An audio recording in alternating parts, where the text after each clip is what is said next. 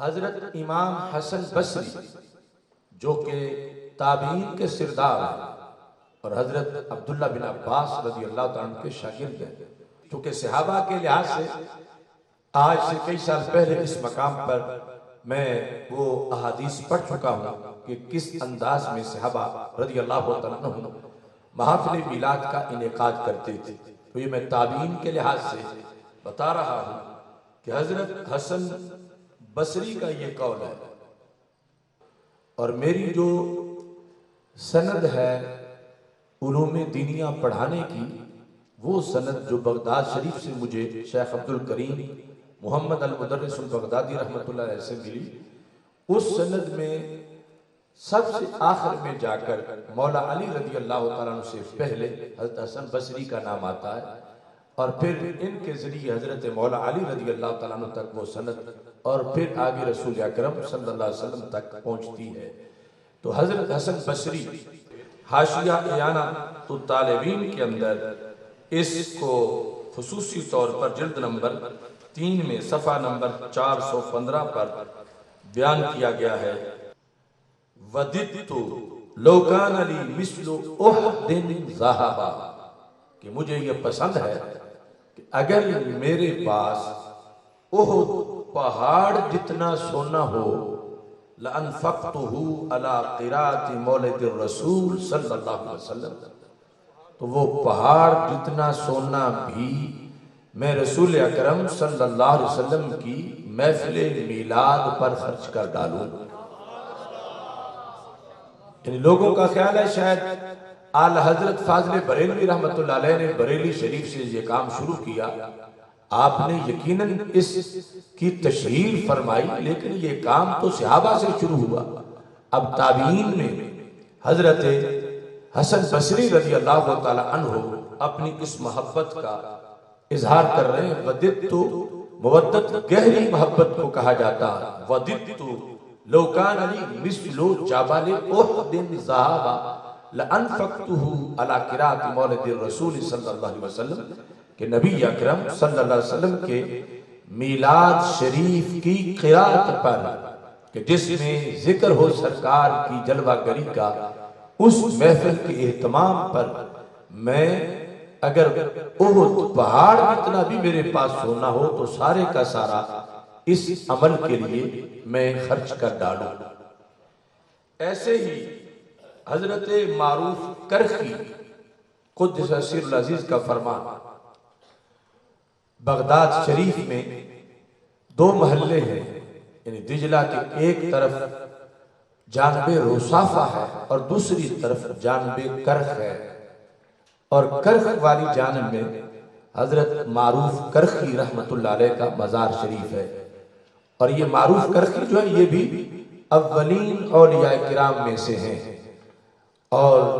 وہ میری بغداد شریف والی سند ہے اس کے اندر حضرت معروف کرخی کا بھی نام آتا ہے۔ تو ہم جن کی دلیل پیش کر رہے ہیں ان تک ہمارا سند کے ذریعے بھی رابطہ ہے، یعنی حضرت شیخ عبدالکریم مدرس البغدادی، ان کے استاد کے استاد، اس طرح چلتے چلتے اسی سند میں حضرت جنید بغدادی کا ذکر آتا ہے، حضرت سری سکتی کا ذکر آتا ہے، حضرت معروف کرخی کا ذکر آتا ہے، اور ان سے اوپر پھر حضرت حسن بصری کا ذکر آتا ہے۔ تو حضرت سری سکتی جو ہے وہ حضرت معروف کرخی کا یہ فرمان ہے،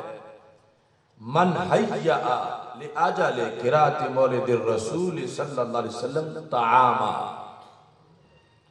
کہ جس شخص نے محفل میلاد منعقد کرنے کے لیے کھانا تیار کیا، وجمع اخوانا، اور اپنے دوستوں بھائیوں کو اکٹھا کر لیا، وَأَوْقَدَ سِرَاجًا، اور چراغ روشن کر لیے، کیونکہ یہ اس وقت کی بات ہے جب ابھی بجلی کا کوئی تصور نہیں تھا، لیکن جو کچھ محفل میلاد میں کیا جاتا ہے وہ سب کچھ انہوں نے ذکر کیا۔ یہ ابھی شرط ذکر ہو رہی ہے کہ جس نے یہ کیا، جس نے یہ کیا، جس نے یہ کیا، اسے کیا ملے گا، یہ آگے اس کی جزا میں آئے گا۔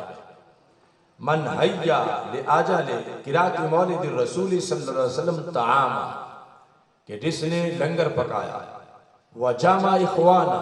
اور دوستوں کو اکٹھا کر لیا، وأوقد سراجا،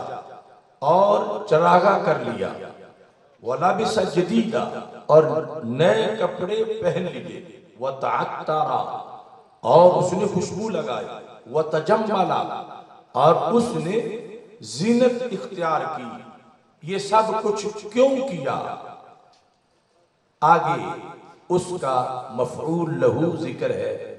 غائب، کہ ایسا کیوں کیا۔ ایک ہے کوئی نئے کپڑے پہنے ریاکاری کے لیے، تکبر کے لیے، ایک ہے کوئی خوشبو لگائے تکبر کے لیے، ایک ہے کوئی کھانا پکائے تکبر کے لیے۔ انہوں نے کہا کہ نہیں، جتنی چیزوں کا میں نے ذکر کیا ان سب کی بنیاد کیا ہو؟ کہتے ہیں تعظیما لمولد الرسول صلی اللہ علیہ وسلم۔ ان سارے کاموں کا مقصد سرکار کی آمد کی تعظیم تھا۔ تعظیم کا معنی ہوتا ہے کسی کی بڑائی کو بیان کرنا، یعنی یہ چراغ جلا کے بتا رہا تھا کہ یہ رات عام رات نہیں، سرکار کے آنے کی رات ہے، یا سرکار کی ولادت کے ذکر کا اہتمام ہے۔ نئے کپڑے اس لیے پہنے ہیں، خوشبو اس لیے لگائی ہے، اور اس لیے دوستوں کو اکٹھا کیا ہے، لنگر اس لیے پکایا ہے۔ ساری چیزوں کا مقصد تعظیما لمولد الرسول صلی اللہ علیہ وسلم ہے۔ تو پھر ایسے شخص کو کیا ملے گا؟ حضرت حسن بصری کہتے ہیں، حضرت معروف کرخی، حشرہ اللہ یوم القیامت مع الفرقۃ الاولی من النبیین، کہ قیامت کے دن رب ذوالجلال ایسے شخص کو نبیوں کی سنگت عطا فرمائے گا۔ وَكَانَ فِي أَعْلَى عِلِّيِّينَ، اور اس کا جنت کا مقام